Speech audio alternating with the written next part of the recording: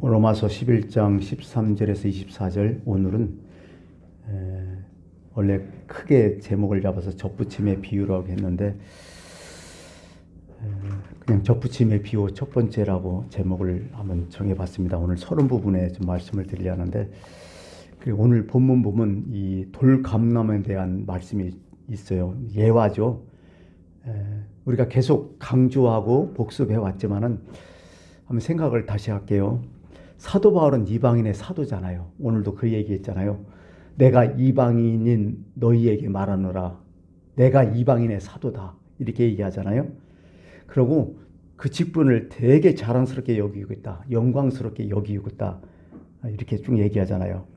이제 나도 이방인, 편지를 받는 당신들도 이방인, 우린 이방인들이다. 나는 이방인의 사도, 당신들은 이방인. 내가 이방인은 당신들에게 복음을 전하는 것을 나는 너무 자랑스럽고 큰 영광으로 지금 생각하고 있다. 이렇게 얘기하는 거죠. 아주 그냥 보람되다. 너무 기쁘다. 이런 뜻이겠죠. 근데 바울은 한쪽에서는 어떤 마음이냐면, 우리 민족도, 우리 유대인들도 이렇게 예수를 믿었으면 얼마나 좋을까. 그 마음이 계속 있는 거예요. 지금 이 사도 바울의 마음속에. 그래갖고 그들에게 복음을 전해봤어요. 전해봤지만은 안 믿어줘. 오히려 더 많이 핍박을 하고 더 괴롭히고 힘들게 해요. 그게 괴로운 거예요. 마음이 아픈 거예요. 근데 사도 바울 한쪽에서는 그런 생각이 드는 거죠. 나도 나도 유대인이었기 때문에 내가 지금 예수를 믿고 있지 않느냐. 근데 내가 성경을 많이 읽고 연구하고 이렇게 보니까 결국 유대인들이 안 믿을 수 없게 생겼다. 근데 빨리 좀 믿었으면 좋겠다. 성경을 아는 입장에서 생각해 보니까 유대인들은 결국 예수를 믿게 되어 있다. 이런 얘기를 해요. 참, 그래서 사도 바울은 또 신기하게 생각해요. 뭘 또 신기하냐? 성경을 아는 유대인들은 반드시 메시아는 예수를 믿게 돼 있는데, 근데 성경을 전혀 모르는 이방인들은 예수를 믿거든. 전통적으로 유대인들은 하나님을 계속 섬겨왔고 성경 말씀을 계속 외우다시피 했고 그 말씀대로 계속 그들은 살아왔는데, 메시아가 오니까 오히려 메시아를 배척해버려. 안 믿어. 그거 신기한 거예요, 이게. 근데 이방인들은 어때요? 그들은 하나님 몰라요. 우리도 하나님 몰랐잖아. 늘 미신에 쩔어 살아요. 토테미즘, 샤머니즘에 쩔어 살아요. 유대인들의 눈에 볼 때는 진짜 이방인들은 부도덕하고요, 비신앙적이고 우상숭배하고 아주 웃기는 인간들이지. 말도 안 되는 짓을 하고 있잖아. 근데 복음을 전하니까 이방인들은 예수를 받아들이고 유대인들을 배척한다는 거야. 이거 어떻게 해석해야 되는 거예요? 그래서 사도 바울이 많이 깨달은 것은 뭐냐면 다른 게 아니에요. 하나님께서 예수 믿게 하여야 믿는구나. 이걸 사도 바울은 정확히 깨달은 거야. 아니, 성경을 알으면 분명히 충분히 믿을 것 같아, 이 사람들이. 지식으로는 충분히 예수를 믿고 남어. 진짜 이들이 성경을 논리 있게 해석하고 합리적으로 성경을 본다면 예수 안 믿을 수가 없다는 거예요. 근데 예수를 안 믿어. 근데 거꾸로 이방인들은 아무도 모르는데 예수를 믿어. 이거 어떻게 해석해야 돼? 결국 구원이 누구한테 있느냐? 하나님께 있다. 성령이 예수를 주라고 시인하지 않는 이상은 예수를 신할 자가 없다. 결국 우리가 예수를 믿는 게 아니라 하나님께서 우리를 예수 믿게 하는 거다. 사도 바울은 이것을 확실하게 깨닫고 있어요, 지금. 본인도 처음에 예수를 많이 배척했잖아요. 핍박했잖아요. 그런데 어느 순간 예수님이 나에게 찾아오셔서 마음이 변화시키고 하나님의 말씀을 주고 완전히 뒤바뀌었잖아, 사도 바울이. 사도 바울은 그걸 알고 있어. 언젠가 우리 민족을 사랑하실 것이다. 나를 사랑하시듯이 하나님이 언젠가 우리 민족을 사랑하실 거야. 한쪽에서는 결코 소망을 버리지 않았다는 거죠. 그리고 또 한 가지 이 사도 바울이 깨달은 것은, 사역을 하면서 깨달은 건 뭐냐면, 나는 이방인의 사도였구나. 내가 유대인의 사도는 아니었구나. 이런 걸 많이 깨달아요. 나는 이방인한테 복음을 전하면 그것으로 하나님 사명을 마치는 거다. 내가 우리 민족을 너무 사랑한다고 해서 거기에 오히려 이방인들에게 소홀하고 유대인들에게 더 관심 갖고 거기에 더 사역한다면 오히려 손해겠구나. 그걸 나중에 깨달아요. 그걸 깨달으면서 어떤 생각 드냐면 엘리야를 자꾸 떠오른 거야. 사도 바울은. 지난 시간에 엘리야 얘기했잖아요. 엘리야가 그렇게 복음을 전하고 유대인들에게 하나님께 돌아오라 했지만은 그들은 어때요?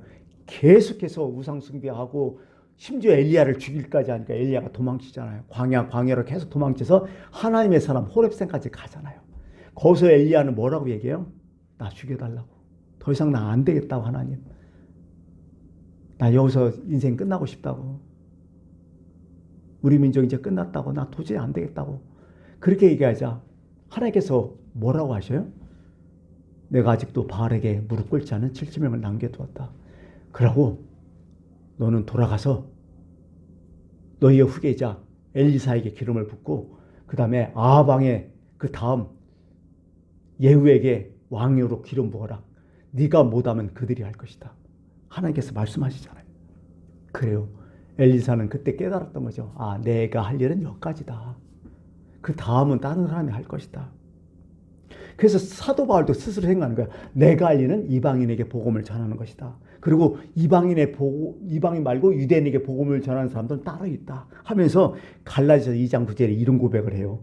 또 기둥같이 여기는 야고보와 게바와 요한도, 이 야고보는 누구냐면 예수님의 동생이에요.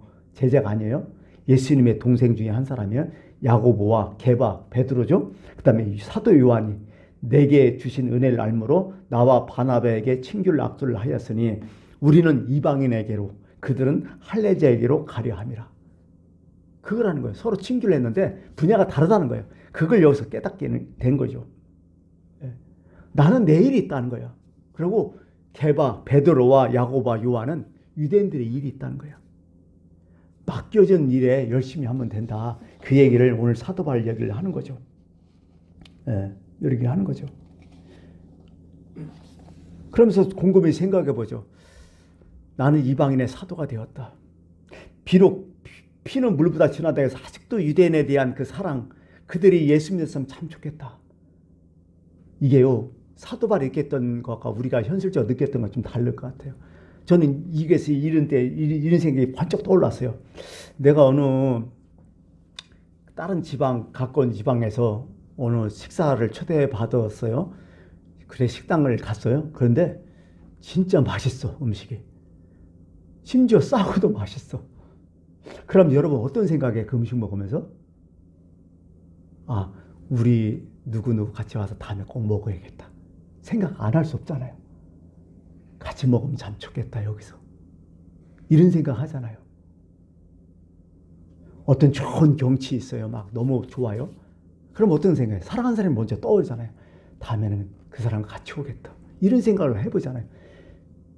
예수 믿는 것도 똑같다는 거예요, 사도 바울은. 자기가 예수를 믿어보니까 너무 좋은 거야. 이건. 말도 못한 거야. 세상에서 이거보다 더 좋은 거 없어. 그럼 어떤 생각이에요? 자기의 사랑하는 사람 딱 떠오르죠. 이 사람들 다 예수 믿어야 된다. 그런 마음이었으면 사도 바울이 안 떠나는 거예요. 근데 내가 그들에게 가서 예수를 전했어요. 안 믿는 거예요. 늘 마음에 응어려지는 거예요. 한 번만 맞았으면 좋겠는데, 한 번만 해줬으면 좋겠는데, 믿어줬으면 좋겠는데, 이게 안 떠나는 거예요. 고심을 하는 거예요. 막 스트레스 받는 거예요. 이게 안 떠났던 거예요, 사도 바울에게는. 근데 어느 순간에 막 포기할 정도 되고, 아, 왜 그러냐. 그들은 안 되는가 했다가 엘리야 생각도 나고, 또 두 번째는 아, 그렇구나 깨달아갖고 나는 이방인에게 사명을 받았구나. 근데 유대인에게는 베드로와 야고보와 요한이 있구나. 그래서 다 맡기고 그냥 이게 해결됐어요. 그리고 내가 이방인의 사도로 부름 받았다고 생각하니까 또 머릿속에 가득 차는 게 뭐냐면, 아, 하나님께서 내가 이방인의 사도로 부름받게 해서 하나님께서 미리 준비하셨구나. 그걸 벌써 또 깨달은 거야, 이게. 그래서 갈라디아서 1장 15, 16절에 그래요. 내 어머니의 태로부터 나를 택정하셨다고. 그때까지 생각하는 거야. 그 은혜로 부르신 이를, 그의 아들을 이방에 전하기 위하여 그를 내 속에서 나타내기를 기뻐하실 때에, 이게 하나님께서는 내 뱃속에부터, 내가 뱃속에 있을 때부터 준비하셨구나. 그걸 벌써 깨달은 거야. 생각해 보니까요, 자기는 어떻게 유대인이지만 어디에 태어났어요?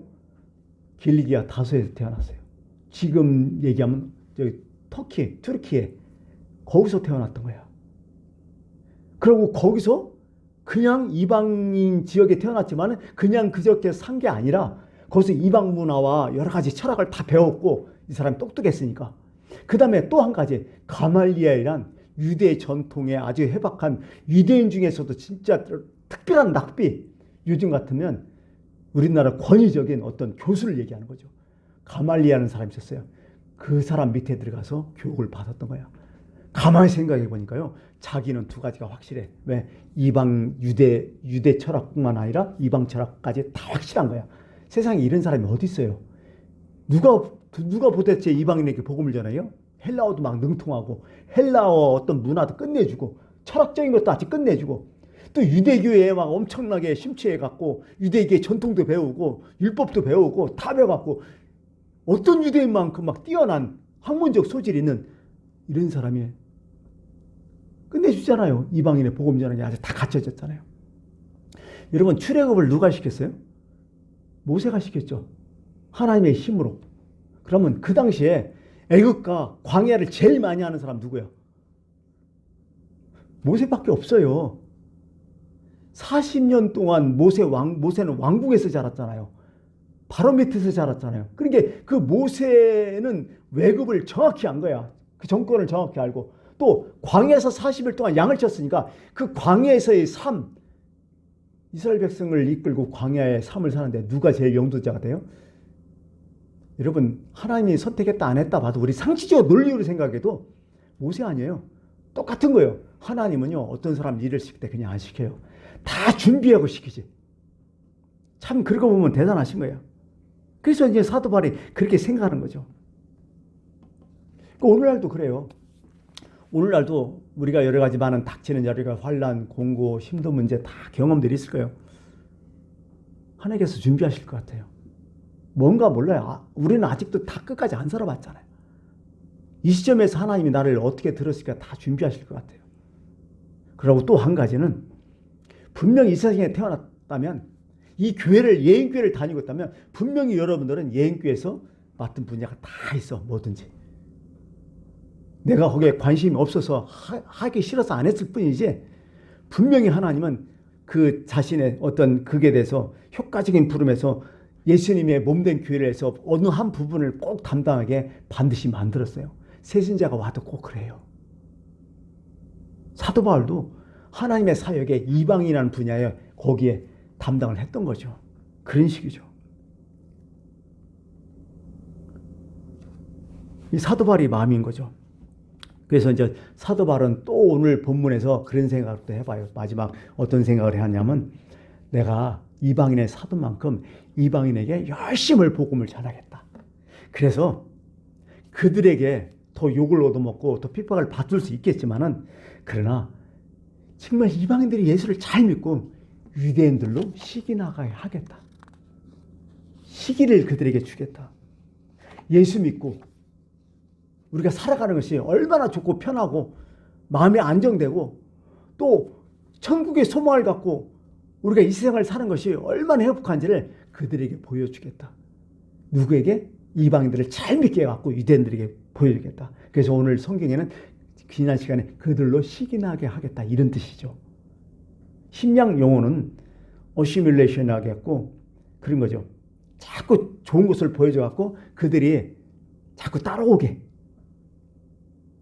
어떤 그 모델, 샘플을 자꾸 보여줘갖고 그들이 안 따라오면 그들이 손해날 정도로 그렇게 마음을 먹도록 그런 방법이 있거든요. 결국 우리도 그래요. 오늘 세상 살아가는 것이 힘들고 어렵지만은 늘 저는 그런 생각을 참 많이 해요. 야, 내가 예수를 안 믿었으면 이런 상태에서 세상에 소망이 있었을까? 무슨 짐으로 살까? 앞이 꽉 막히잖아요. 우리는 다 망하고 다 거덜나고 끝장났어도 하나 남는 게 있어요. 뭐요? 하나님 남잖아. 대단한 거예요, 이건요. 마지노선은 있잖아, 우리는. 근데 세상 사람들은 하나님 안 믿는 없어요. 자기가 중심이니까. 근데 우리는 하나님 중심이잖아요. 그분이면 끝나고요. 그분이 허락이지 내 허락은 아니거든, 세상에 사는 게. 그것만 봐도 예수 믿는 게 기가 막힌 거예요, 이건. 그 어떤 보험에 들어는 것보다 더 기가 막힌 보험에 들어는 없어요. 세상에 아무리 큰 보험이 있다도 진짜 하나님 보험이 제일 큰 것 같아요. 우리는 그런 거잖아요. 어떻게 보면 그걸 우리는 보여줘야 된다는 거예요. 내가 잘 먹고 잘 살고 잘 나가고 그렇게 보여주는 거. 사람들이요, 그때는 어떻게 봐요?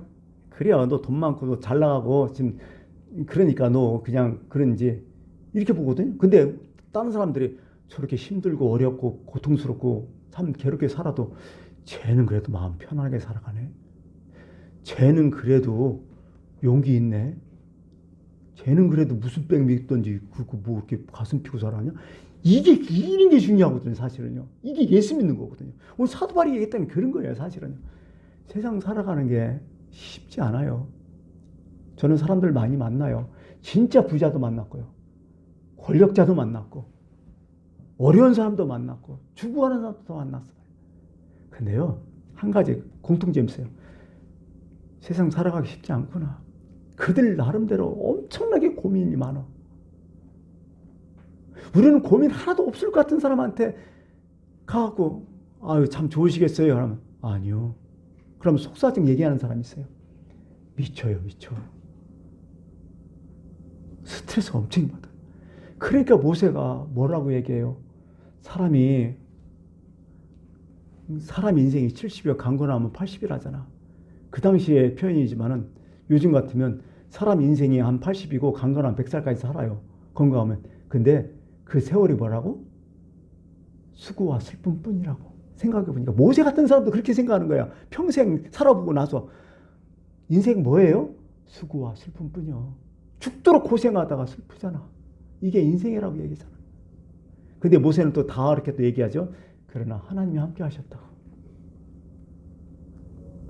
나는 다 야곱 얘기도 똑같아요. 야곱이 몇 살까지 살았죠? 147세까지 살았어요. 그 당시에 평균보다 좀 못 사는 것 같아요. 계속 줄었으니까 막 평균이라 볼 수 있죠. 근데 130세에 누굴 만나요? 그 당시에 대제국 바로왕을 딱 만나잖아요. 바로왕을 만나면서 첫 번째 한 일이 뭐예요? 바로에게 축복해버려요. 무슨 보장으로? 이게 신앙이에요, 어떻게 보면. 네가 아무리 바로지만은 나한테 축복받아야 된다. 누가 누구한테 축복해줘야 돼 도대체? 바로에게 축복해주잖아요. 바로가 묻잖아요. 어르신 연세가 몇 세나 되시냐고. 그랬더니 내 연세, 우리 조상들에 비해서 내 연세가 짧습니다. 130분이 안 됩니다. 그러나 내 나그네 인생길, 나그네를 다 표현하잖아요.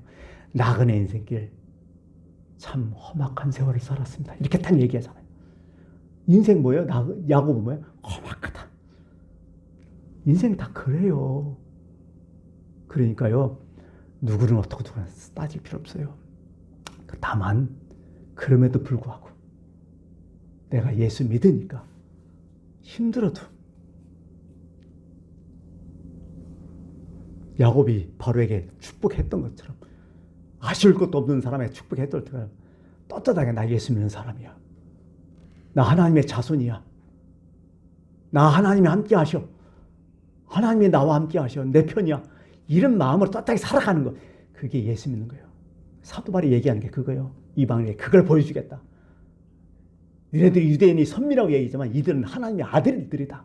자손들이다. 그걸 내가 보여주겠다. 이런 얘기를 여기 하고 있는 거죠. 그래요. 오늘 그게 중요한 것 같아요. 우리는 정말 예수 믿고 예수 믿는 티를 너무 안 내는 것 같아. 내가 힘들어서 그런지 모르지만은, 내 삶에 퍽퍽해서 그런지 모르지만은, 그럼에도 불구하고 참 없어요, 우리한테는. 사실 이게 회개할 거예요, 어떻게 보면. 내가 어디서 거짓말했다, 무슨 잘못했다 갖고 그게 회개할 게 아니라 하나님의 자녀로서 너무 기죽어 산다는 거야. 그 하나님 볼 때 얼마나 괴롭게서 하나님 볼 때 막 쪽팔리잖아. 하나님도 내 자식이 왜 저러냐. 좀 자존심 피고 막 자존감 높아갖고 좀 이렇게 살았으면 좋겠다. 지의 아버지는 막 천지를 창조하신 분인데 자식은 막 쭈그레게 막 쭈그려 살고 그러지 말라. 한 끼 세 끼 먹고 살으면, 숨쉬고 살으면 얼마나 행복해. 그거면 됐다. 자신감 있게 살아. 주님은 그걸 원할 것 같아요. 그래서 오늘 말씀을 마치는데요. 우리의 영향권 그래요. 그럼에도 불구하고 쟤는 이상하다. 저는 왜 이렇게 나보다 잘 사는 것 같다. 이걸 보여준다는 거예요. 사도 바울이 원했던 것이 바로 이런 거예요. 이걸 좀 한번 해보겠다. 자기는 이방인을 통해서. 그래서 유대인들이 예수 안 믿으면 안 되게끔 이렇게 좀 보여주겠다. 그런 마음이 그한테 있었다는 걸 기독하고 다음에 또 계속해서 말씀을 전하겠습니다. 오늘 여기까지입니다. 기도하겠습니다.